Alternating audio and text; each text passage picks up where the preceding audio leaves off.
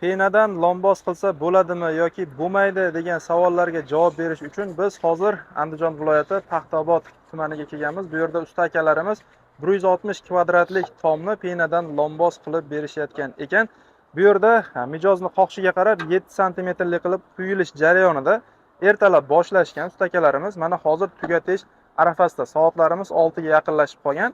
Mana loydan ko'ra afzallik tarafi, bunga ko'p ishchi shart emas. 3 ta ustani o'zi bir kunda xotirjam 160 kvadratni quyib tugatish jarayonida ekan.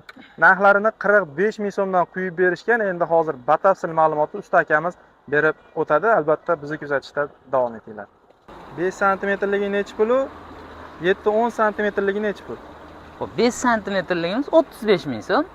7 santimetrligimiz 45 ming so'm.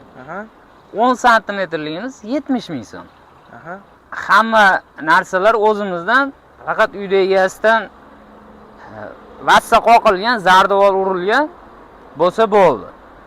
Azizlar, mana bu taraflar yangi quyilgan taraflar, o'zi bilinib ham turibdi. Mana bu tarafini avvalroq quyishgan ekan. Hozir usta akamiz sakrab ko'rmoqchi. Qani usta aka? Mana hech bola bo'lgan yo'q mana. Xudo xohlasa, hali to'liq qatib bo'lmagan ekan bu narsa. Mana lekin usta aka, buni afzallik taraflari nimada? Xo'p, buni afzallik tomon yozda salqin, qishda issiq. Chunki bu loydan ko'ra ancha sifatli, ham bu yorilmaydi. O'ta mustahkam holatda. Yaxshi. Og'irligi qanaqa bo'ladi? Loydan og'ir bo'ladimi, yengil bo'ladimi? Loydan nisbatan ancha yengil bo'ladi. Bu boshida jicha og'ir bo'lishi mumkin, keyin sekin qurish jarayonida gipsa blokka o'xshab yengil holatda bo'ladi.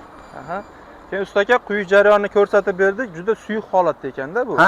Buni misol tomni o'ziga cho'rni terilgan holatda ustiga quyib yuborasizlarmi? Yo'q. Buni o'zimizda materiali ham bor, ichida alohida.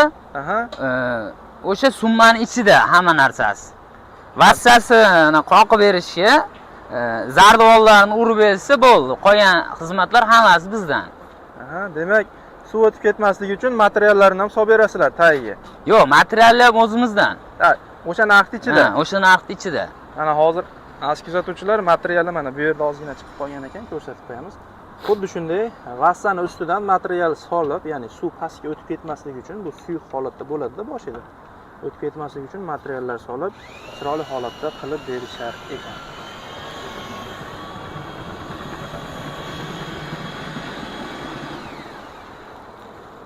Endi hozir sizlarga buni qanday tayyorlanish jarayonini qisqacha ko'rsatib o'tamiz. Qani, bizni kuzatishda davom etinglar. Usta akalar, hormanglar. Charchamaysizlar. Mana bu yerda bayokka suv quyilgan, bu gips bo'lsa kerak. Gips qo'yiladi. Bunga yana solingan. Tayyor semen solingan. Ma'lum bir miqdorda semen solingan ekan, suv solingan va gipsni hozir solishyapti. Mana o'zingizlar kuzatib turasizlar.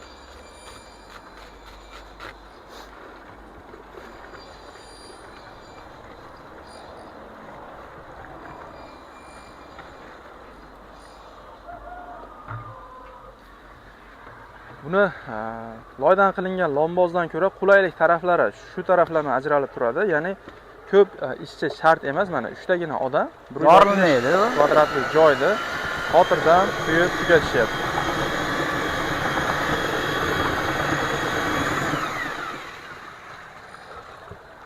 Mana suv, semen, gipsni yaxshilab aralashtirib olindi. Endi hozir bunga yana nima qo'shamiz aka? Pena qo'shamiz. Mana usta akamiz penasini olib kelyapti.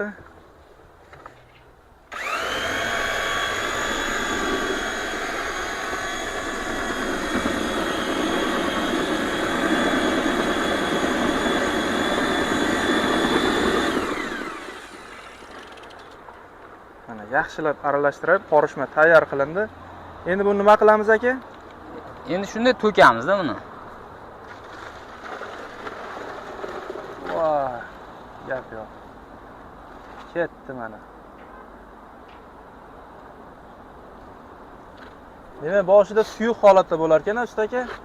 Boshida suyuq holatda bo'ladi, 10-15 minutda sirasi qotadi. tarkibida gips bilan semen bo'lganligi uchun 10-15 minutda sirazi qatar ekan. Buni o'lchovlarini qanday aniqlaysizlar? Xo'p, 7 santimetrga miq qo'yib olganmiz. Hozir o'sha miqlari ko'mi bo'ldi. Aha. Sekin bir boshdan o'sha miqlari tekislab, ustini chiroyli qilib kelyapmiz. Aha, juda yaxshi. Aziz kuzatuvchilar, mana ko'rishimiz mumkin. Siz xohlagan razmerda tomilani penadan lombos qildirsanglar bo'ladi. Qanaqadir savol bo'lsa, biz kamchilikka yo'l qo'ygan bo'lsak, mana ustakaning nomeri bemalol aloqaga chiqib, batafsil ma'lumotga ega bo'lsanglar bo'ladi. Xizmat ko'rsatishlari qayergacha edi ustaka? O'zbekiston bo'ylab, hozir mana Andijonda, Paxtaobod tumanida turibmiz. tumanida qilyapmiz. Azizlar, mana hozirgi manzilimiz aytib o'tib ketdi. Andijon viloyati Paxtaobod tumani. O'sha Paxtaobod markazidan ozgina poliklinika tarafga yurganda o'sha yo'l bo'yida qilinyapti. Mana o'zingizlar bir baho berib ketasizlar.